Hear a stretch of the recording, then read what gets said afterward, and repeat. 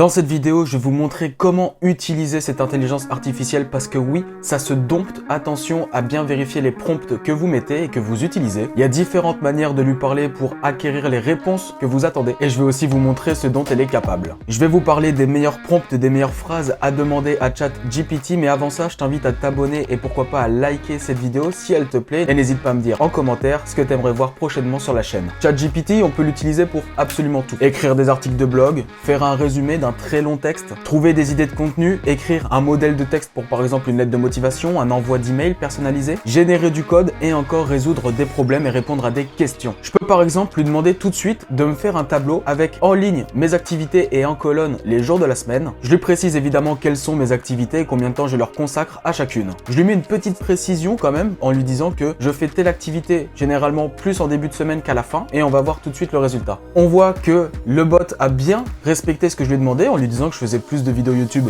généralement en début de semaine qu'à la fin. Il m'a fait ça sous forme de tableau exactement comme je lui ai demandé, mais si on regarde bien, les heures ne sont pas bonnes. Et oui, il met environ 12-13 heures de YouTube et il met beaucoup plus que 35 heures pour le développement web. À croire qu'il me connaît un peu trop bien. Et ce qui est fou avec ce bot, c'est que c'est pas juste tu lui poses des questions, il te répond. Il comprend le fil de la conversation, le fil du sujet. Et donc moi, je vois que les heures sont pas bonnes, je lui dis écoute, frérot, là tes heures elles sont pas bonnes, corrige-les-moi. Et ce qui est bien, c'est qu'on peut interagir comme ça avec le bot de fil en aiguille. Et d'ailleurs, j'ai fait un petit test pour vous. Je lui ai appris la blague du quoi.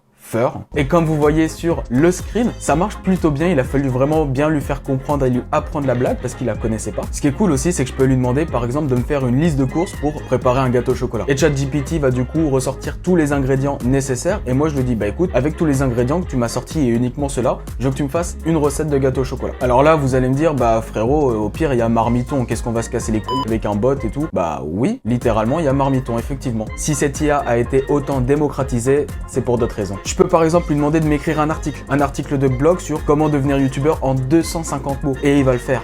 Et il va respecter ce que je lui ai demandé. Cet article qu'il vient de m'écrire, je peux lui demander de me faire un bref résumé de ce dernier comme de n'importe quel article. Je peux lui demander de m'écrire un rap, je peux lui demander de me faire du code. Je peux même lui demander de trouver des idées à ma place. Et c'est là que c'est intéressant pour beaucoup de créateurs de contenu, mais qu'en même temps ça fait peur. Si je lui demande par exemple de me trouver des idées de vidéos pour ma chaîne basée sur la high-tech, il va me ressortir effectivement des idées de vidéos. Je peux lui en demander d'autres. Je peux lui demander de se pencher sur cette idée précise et qu'est-ce que je pourrais faire comme vidéo à propos de ça. Je peux très bien lui dire écoute, j'ai eu un nouveau PC gamer, trouve-moi des idées de vidéos à faire dessus et il va me sortir des vidéos. Et je lui ai même demandé d'écrire un script d'intro pour une vidéo qui présente justement ChatGPT et voici à l'écran ce que ça donne. Bon, on voit qu'il n'est pas youtubeur, mais quand même, on a quelque chose de concret, de bien fait et surtout quelque chose de réaliste. Je vous conseille d'être le plus directif avec l'IA, c'est-à-dire que c'est pas ton pote, c'est pas un humain, donc tu lui dis pas est-ce que tu peux s'il te plaît me faire ça ou est-ce que tu peux faire ça. Non, c'est rédige-moi un article, code-moi ça, trouve-moi des idées, c'est pas est-ce que tu peux parce que bah l'IA tout simplement, elle va un peu plus s'en battre les couilles. Tu lui demandes gentiment. Non, faut que tu sois directif pour qu'elle comprenne réellement l'intérêt de ce que tu lui demandes. Par exemple, je peux demander à l'IA, rédige-moi un article sur comment devenir